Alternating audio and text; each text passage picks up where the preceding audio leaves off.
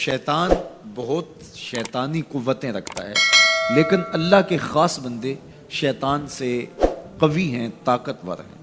حضرت ابو ہریرہ رضی اللہ تعالیٰ عنہ سے معروف روایت ہے، فرماتے ہیں کہ صدقے کے مال میں حضور نے مجھے امین مقرر کیا، پہرے دار مقرر کیا۔ تو کہتے ہیں میں پہرے پہ تھا، ایک شخص آیا، اس نے چادر بچھائی اور جلدی جلدی سے وہ غلہ، وہ کھجوریں، وہ مال اپنے کپڑے میں ڈالنے لگا۔ میں نے دوڑ کے اس کو پکڑ لیا، تو اس نے اپنا آپ مجھ سے چھڑانا چاہا، لیکن میرے ہاتھوں کی گرفت مضبوط تھی، وہ چھڑا نہ سکا۔ اس نے کہا کہ میں کثیر العیال ہوں، میرے چھوٹے چھوٹے بچے ہیں، تو بھوک نے مجھے چوری پہ مجبور کیا، میں کوئی پیشہ ور چور نہیں ہوں۔ کہتے ہیں مجھے ترس آ گیا، میں نے اس کو چھوڑ دیا۔ خیر رات گزر گئی، صبح ہوئی، حضور کی خدمت میں حاضر ہوا تو آقا کریم نے فرمایا کہ ما فعل اسیرک البارحہ، ابو ہریرہ رات والے چور کا کیا بنا؟ عرض کی حضور وہ بڑا مجبور شخص تھا کوئی، اور اس نے کہا کہ میں پیشہ ور چور تھوڑا ہوں، بچوں کی بھوک نے مجھے یہاں تک پہنچا دیا۔ تو حضور علیہ السلام نے فرمایا جھوٹا شخص ہے، اور سنو آج پھر آئے گا۔ کہتے اگلے دن تو میں طاق میں رہا، تو خیر وہ آیا اور اس نے چادر بچھائی اور غلہ اس چادر میں ڈالنے لگا۔ میں نے جا کے پکڑ لیا، تو اس نے کہا مجھے چھوڑ دے۔ میں نے کہا میں تو نہیں چھوڑوں گا۔ اس نے کہا کہ مجھے چھوڑ دے، منت سماجت کی اور بہت ترلے کیے، تو کہتے میرے دل میں پھر ترس آ گیا، میں نے پھر چھوڑ دیا۔ میں پھر حضور کی خدمت میں آیا تو حضور نے فرمایا ما فعل اسیرک البارحہ، رات والے چور کا کیا بنا؟ میں نے کہا حضور وہ آیا اور اس نے کہا میں کثیر العیال ہوں، مجھے پھر ترس آ گیا، میں نے چھوڑ دیا۔ فرمایا جھوٹا آدمی ہے، اور سنو آج پھر آئے گا۔ اللہ اکبر! جو ہو چکا وہ بھی حضور جانتے ہیں، جو ہونے والا ہے وہ بھی میرے حضور جانتے ہیں۔ یہ اللہ نے اپنے محبوب کو شان دی ہے۔ تو کہا آج پھر آئے گا۔ کہتے ہیں میں طاق میں تھا کہ وہ آیا، اس نے چادر بچھائی اور غلہ ڈالنا شروع کر دیا۔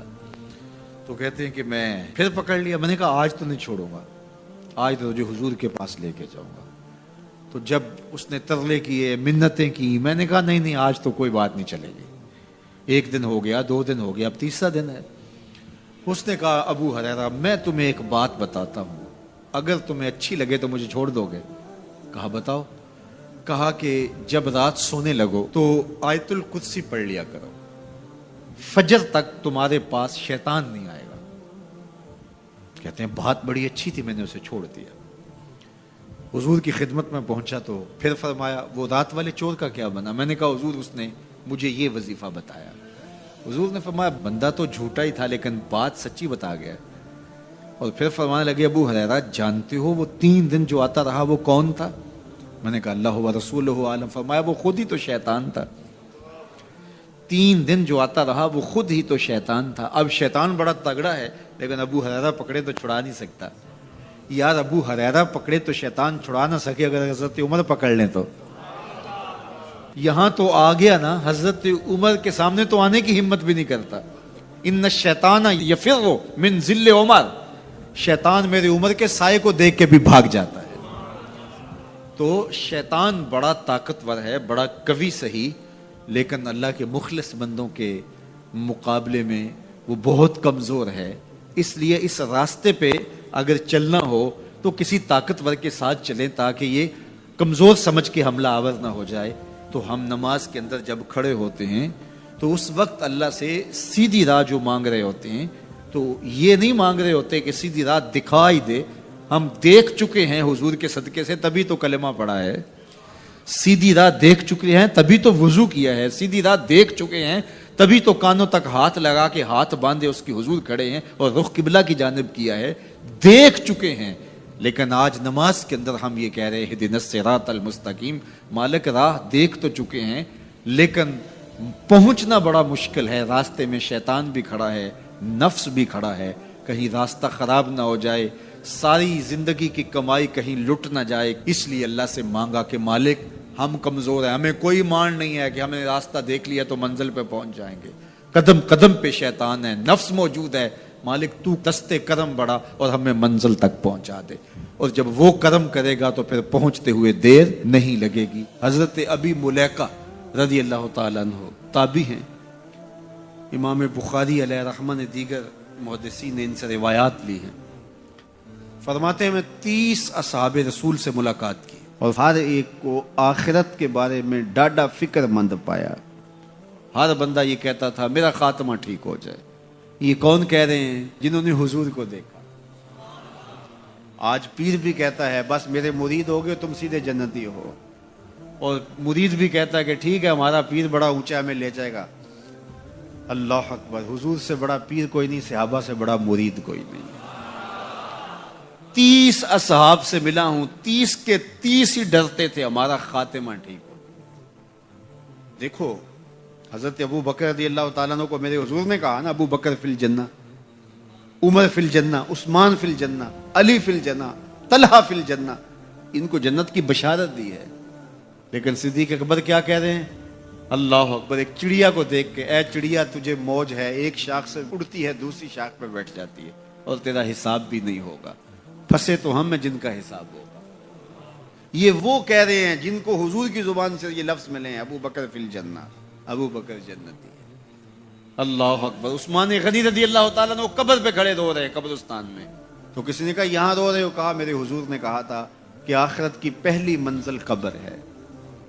اللہ اکبر. یہ وہ ہے جن کو بشارتیں دی گئی ہیں، جن کے عمل، جن کے کام اور جن کی محنتیں اور دین کے لیے خدمات کسی ترازو پہ تولی نہیں جا سکتی.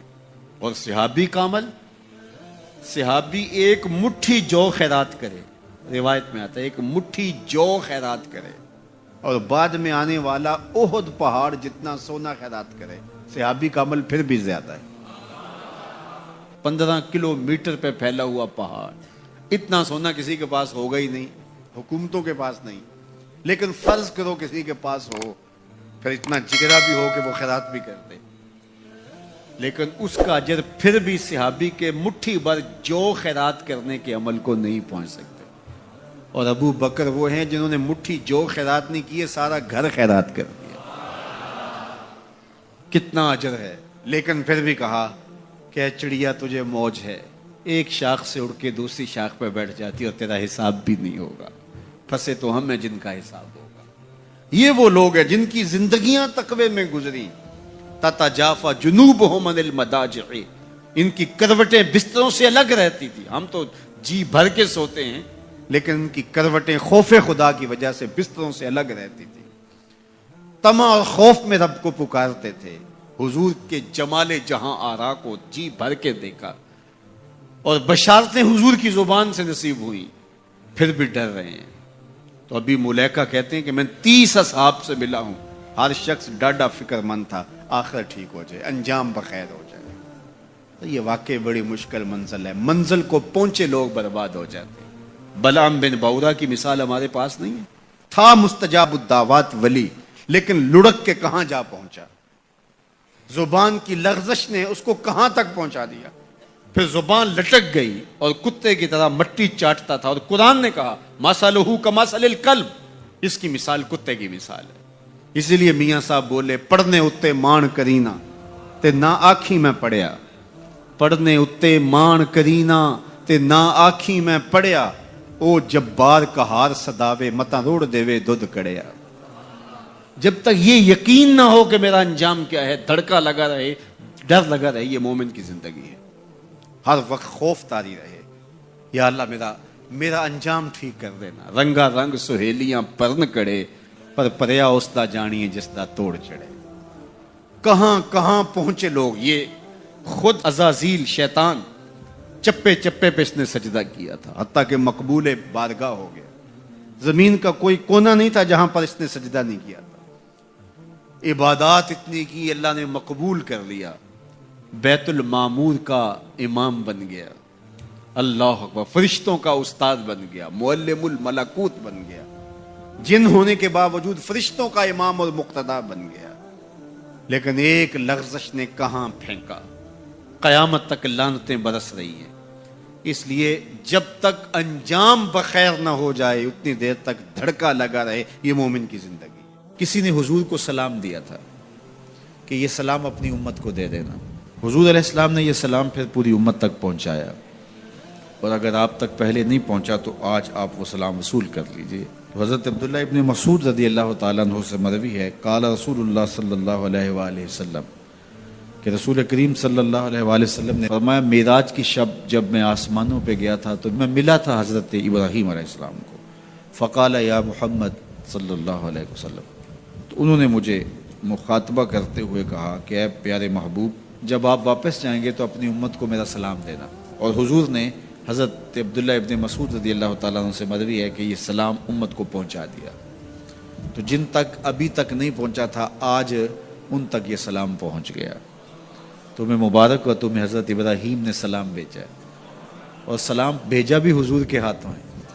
اللہ اکبر، کتنے خوش نصیب ہو تم کہ تمہیں حضرت ابراہیم سلام بھیجے اور سلام لے کر آنے والے حضور ہوں۔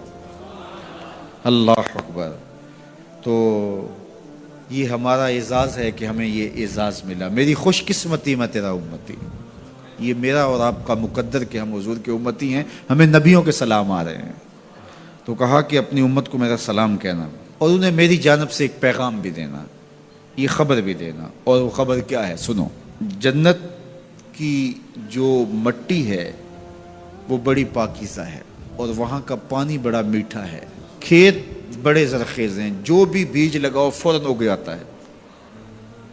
تو جو زرخیز زمین ہوتی ہے تو پھر کسان چاہتا ہے کہ اس میں کچھ ڈال لے۔ وہ ہمارے پنجابی میں کہتے ہیں کہ وہ زمین وتر میں ہوتی ہے، تو بیج ڈالو گے تو جلدی اگے گا۔ 5 بیج ہیں جو وہاں بو گے تو وہاں خوبصورت گلاب کھلیں گے، وہاں خوبصورت چمن آباد ہو جائے گا، وہاں تمہارا اپنا باغ ہوگا۔ اس میں سبحان اللہ کے کچھ بیج ڈال دو، کچھ الحمدللہ کے بیج ڈال دو، کچھ لا الہ الا اللہ کے بیج ڈال دو، کچھ اللہ اکبر کے بیج ڈال دو، کچھ لا حول ولا قوت الا باللہ کے بیج ڈال دو۔ کہا کہ کھیت تیار ہے، سہاگا لگا ہوا ہے، زمین وتر میں ہے، پانی وافر ہے، مٹی اچھی ہے، موسم خوبصورت ہے۔ انہیں جا کے میرا سلام دینا، انہیں کہنا کہ بس بیج ڈال لو، اور یہ بیج تمہارے پاس موجود ہے۔ اور اب بھی اگر کوئی بیج نہ ڈالے، اقبال نے کہا تھا نا، موسم اچھا پانی وافر مٹی بھی زرخیز، موسم اچھا پانی وافر مٹی بھی زرخیز، جس نے اپنا کھیت نہ سینچا وہ کیسا دہقان۔ تو کہا کہ یہ 5 بیج تمہارے پاس رکھے ہوئے ہیں، اور یہ بیج ہمیں ہمارے حضور نے دیے ہیں۔ کہا بیج تمہیں دیے ہیں، کھیتی فرشتوں نے تیار کر دی ہے، باغ اچھا ہے، اور یہ پکی بات ہے تم بیج ڈالو گے تو فصل اگے گی۔ اور وہاں ہوائیں چل رہی ہیں کستوری کی مہک سے، مشک بار ہوائیں۔ تو اب تمہاری مرضی ہے کہ تم بیج لگاتے ہو یا بیج نہیں لگاتے ہو۔ تو کہا کہ یہ حضرت ابراہیم نے پیغام بھیجا ہے آپ سب کے لیے، حضور کی وساطت سے یہ پیغام آیا ہے کہ جنت کی مٹی تیار ہے اور سہاگا لگا ہوا ہے، پانی بالکل تیار ہے، اور کھیت بھی ہموار ہے، بس آپ نے جو ہے وہ چھڑکاؤ کرنا ہے بیج کا۔ اور یہ بیج 5 ہیں، اگر تم ڈال لو گے تو فصل اگ جائے گی، موج کرو گے، کبھی دعائیں دو گے کہ کسی نے کوئی نسخہ بتایا تھا۔ تو یہ 5 بیج کون سے ہیں؟ سبحان اللہ، الحمدللہ، لا الہ الا اللہ، اللہ اکبر، لا حول ولا قوت الا باللہ۔ تو یہ 5 بیج بونے کے لیے ہی تو ہم یہاں آئے ہیں۔ ہم گھر بار چھوڑ کے اس لیے آئے نا، گھر والے پوچھتے ہو کدھر جا رہے ہو، ہم کھیتی باڑی کرنے جا رہے ہیں۔ ہم کچھ بیج لگا کے آئیں گے، انشاءاللہ پھر جب وہ اگیں گے، بڑے ہوں گے تو جنت میں آپ کو بھی اس کی چھاؤں میں بٹھائیں گے۔ تو انہوں نے کہا ہوگا جاؤ تم بھی کھیتی باڑی کرو، تو پیچھے سے ہم بھی فارغ نہیں ہیں، ہم بھی انشاءاللہ بیج گاڑیں گے۔ تو پڑھیے سبحان اللہ والحمدللہ ولا الہ الا اللہ واللہ اکبر ولا حول ولا قوت الا باللہ، سبحان اللہ والحمدللہ ولا الہ الا اللہ واللہ اکبر ولا حول ولا قوت الا باللہ، سبحان اللہ والحمدللہ ولا الہ الا اللہ واللہ اکبر ولا حول ولا قوت الا باللہ۔ لاکھوں لوگ حضور کی چوکھٹ پہ، لیکن ہر بندہ یہ محسوس کرتا ہے اس طرح ساری رحمتیں میرے پہ اتر رہی ہیں، میرے پہ برس رہی ہیں۔ وہ کیا کسی نے کہا تھا اور قلم توڑ دیا، اس نے کہا کہ یہ کتنی عجیب بات ہے کہ اتنے بڑے ہجوم میں، ذرا شعر کا حسن دیکھیے، یہ کتنی عجیب بات ہے کہ اتنے بڑے ہجوم میں وہ دیر تک سنتے رہے بس میری ہی داستان. ہر بندے کو یہی محسوس ہوتا ہے. یہ کتنی عجیب بات ہے کہ اتنے بڑے ہجوم میں وہ دیر تک سنتے رہے میری ہی داستان. تو ہر بندے کو یہی لگتا ہے کہ میری ہی وہ سن رہے ہیں. اور زہری صاحب کا انداز بڑا سادہ ہے, پنجابی لہجہ ہے کہ آقا دے دوارے تے غلاماں دیاں ٹولیاں, ایک پیا سن دائے لکھاں دیاں بولی. ایک پیا سن دائے, کوئی اردو میں بول رہا ہے, کوئی پشتو میں بول رہا ہے, کوئی پنجابی میں بول رہا ہے, کوئی عربی میں بول رہا ہے. اور اقبال کہتا ہے شش جہت روشن سے تابے روئے تو ترکو تاجی کو عرب ہندوئے تو. حضور یہ ترک بھی آپ کے غلام, یہ تاجک بھی آپ کے غلام, یہ عرب بھی آپ کے غلام, یہ سارے نوکر آپ کے. گرد تو گردد حریم کائنات از تو خواہم یک نگاہ التفات. مجھے اپنے والد گرامی یاد آ گئے. وہ روزانہ یہ شعر پڑھا کرتے تھے اور پڑھتے ہوئے ان کی جو کیفیت ہوتی تھی ہمیں ترس آتا تھا ان کے اوپر. ہم بالکل جب چھوٹے تو ہم خود رونے لگ جاتے تھے ان کو دیکھ کے. تو وہ روزانہ پڑھتے تھے ز مہجوری برآمد جان عالم, ز مہجوری برآمد جان عالم, تراہم یا رسول اللہ تراہم.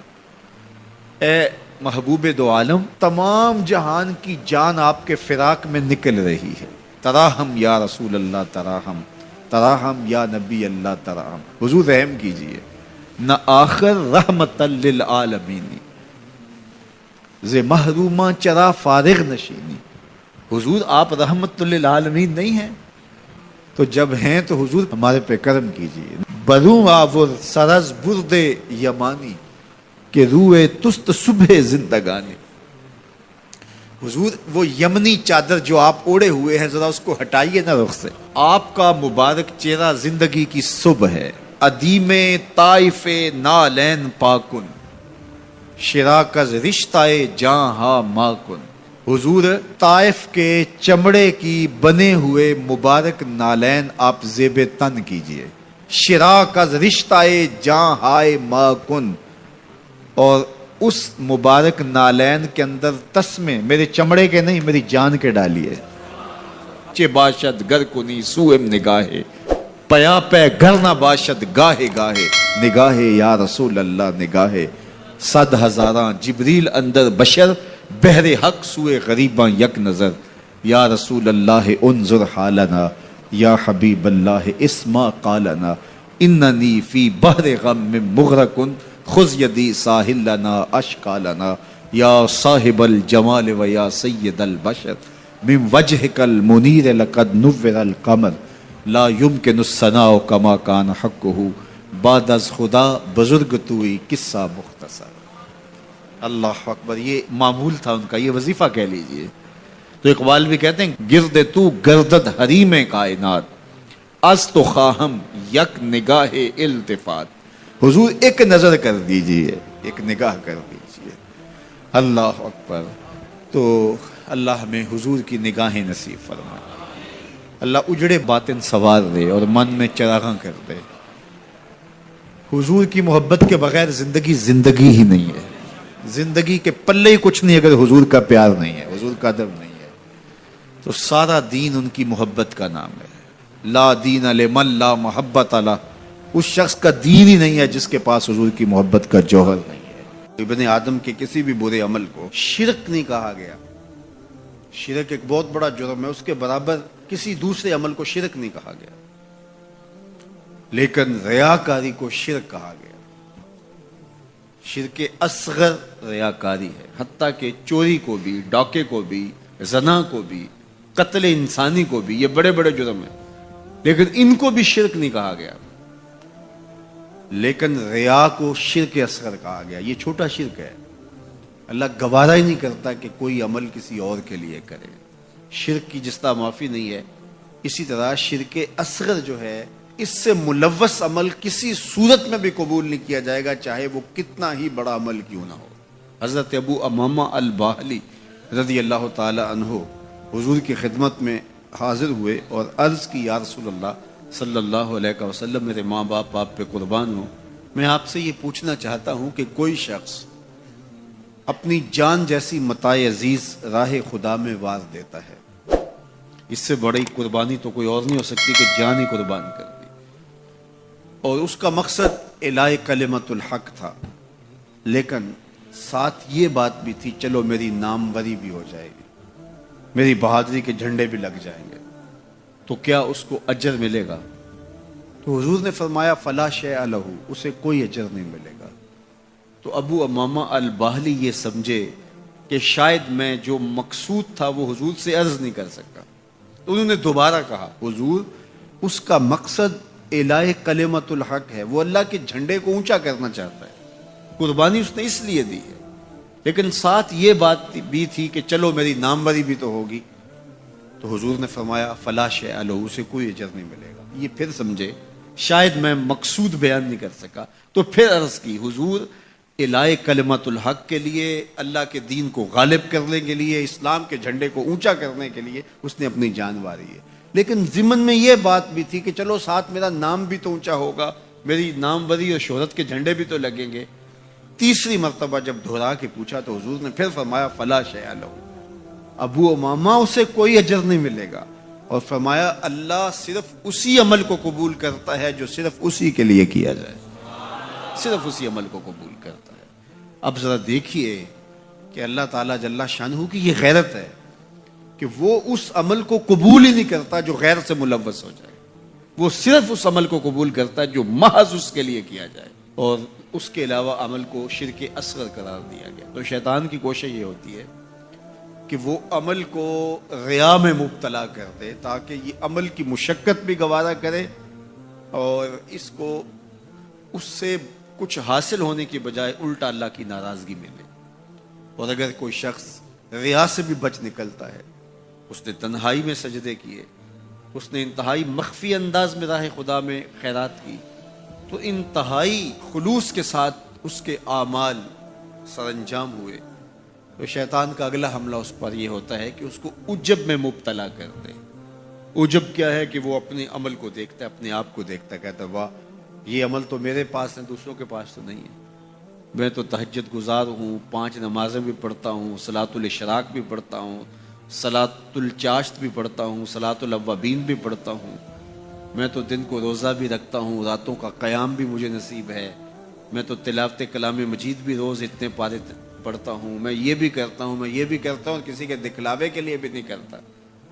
تو وہ اپنے اس عمل کی وجہ سے عجب میں، خود نمائی میں اپنے آپ کو دیکھنے لگ جاتا ہے، اور وہ جو عمل نہیں کر رہے ہوتے ان گناہ گاروں کو حقیر جاننے لگ جاتا ہے. تو یہ عجب اس کو برباد کر دیتا ہے، اور عجب اس کے عمل کے حسن کو اور عمل کے جمال کو چھین لیتا ہے. علامہ رومی فرماتے ہیں کہ کچھ عامل ایسے ہوتے ہیں کہ 4 دن نمازیں پڑھیں تو آسمان کی طرف دیکھنے لگتے ہیں کہ آسمان سے کوئی پیغام میرے نام آ رہا ہے کہ نہیں آ رہا. تو جبکہ یہ راستہ تو محض اس کی رضا کے لیے چلتے رہنے کا ہے، ساری زندگیاں گزر جاتی ہیں. حضرت ذوالنون مصری کہتے ہیں کہ میں ایک شخص کے پیچھے دوڑتا تھا اور وہ فقیر میری طرف نظر اٹھا کر بھی نہیں دیکھتا تھا. تو 40 سال کے بعد ایک دن اس نے میری طرف پلٹ کے دیکھا اور مسکرا کے کہا کہ تم میرے پیچھے پیچھے رہتے ہو، خیر تو ہے. 40 سال کے بعد. تو میں نے کہا کہ میں اس میں اعظم کی تلاش میں ہوں. تو اس نے ہنس کے کہا یہ اتنا سوکھا نہیں ملتا. تو کہا میرے 40 سال بیت گئے اور آج اس نے نظر اٹھا کے دیکھا. ریا کے بعد اگلا مرتبہ شیطان کے لوٹنے کا وہ عجب ہے، وہ اس کے اعمال کو مزین کر کے اس کے سامنے رکھ دیتا ہے اور وہ سمجھتا ہے کہ یہ میرے پاس یہ عمل اوروں کے پاس نہیں ہے. لیکن اللہ کسی کے اعمال کا حجم نہیں دیکھتا، اللہ تعالیٰ جل شانہ بندوں کے عجز کو دیکھتا ہے. وہ گناہ جس گناہ کے بعد جو ہے وہ شرمندگی ہو جائے اس نیکی سے بہتر ہے جس نیکی کے بعد عجب اور تکبر پیدا ہو. اللہ کو وہ کام سب سے بہتر وظیفہ اس کا ہے جو قرآن خود بھی سیکھتا ہے اور اوروں کو بھی سکھاتا ہے. تو اس کتاب سے جڑ جاؤ، اس کتاب سے وابستگی اختیار کرو. جس رات کے دامن میں قرآن نازل ہو وہ رات تو افضل ہو، وہ رات تو 1000 مہینے سے اشرف ہو. اللہ اکبر. تو پھر مجھے بتاؤ کہ جو قرآن کو اپنی روح میں بسا لے، جو اپنے اعمال کو قرآن کی تعلیمات کے تابع کر دے، جو اپنے دنوں کو قرآن کے اجالوں میں گزارے، اپنی راتوں کو قرآن کی تلاوت میں بسر کرے، دن کی تنہائی میں اور رات کے اجالوں میں قرآن پڑھے، बताओ वो कितना अशरफ होगा।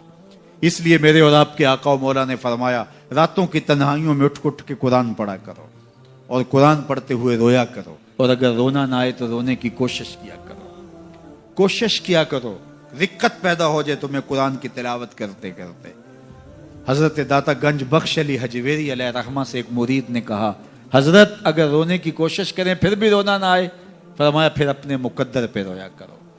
तुम इतने संग दिल हो गए हो कि तुम्हारी आंखें आंसू का खिराज नहीं देती हैं।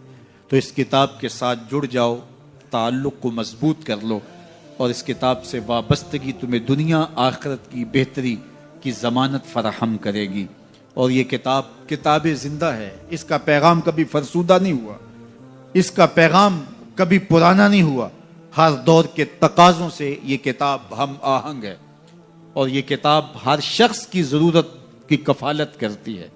और फिर अल्लाह ने इसको इतना आसान किया है, इतना जामे बनाया है कि हर तबकाए जिंदगी के शख्स के लिए कुरान काफी है, हर शख्स की जरूरत का कफील है। इसको एक आम शख्स पढ़े तो उसको भी नूर मिलता है, एक नुक्ता भी शख्स इस कुरान का मुताला करे तो उसको भी रोशनी मिलती है, एक फलसफी पढ़े तो महरूम वो भी नहीं होता। जो भी इस कुरान से पढ़े, देखिए कुछ किताबें ऐसी होती हैं वो बच्चों वाली होती हैं, जो पढ़े लिखे लोग हैं उनकी कोई दिलचस्पी वहां नहीं होता, अलिफ अनार और बे बकरी में उन्हें कोई दिलचस्पी नहीं होती। और जो बड़ी किताबें हैं बच्चों की समझ से वरा होती हैं, लेकिन ये वाहिद कुरान है जिस तबके का शख्स भी पढ़े, अनपढ़ पढ़े तो उसको भी नूर मिलता है। मैं देखता हूं तिलावत चल रही होती है और तिलावत अरबी में है, और बंदा अरबी जानता नहीं है वो भी झूम रहा होता है, उसको भी हज मिल रहा होता है। ये किताब हर तबकाए जिंदगी को रोशनी देती है। ये कयामत तक आने वाली इंसानियत के लिए रुश्द व हिदायत का सहीफा है।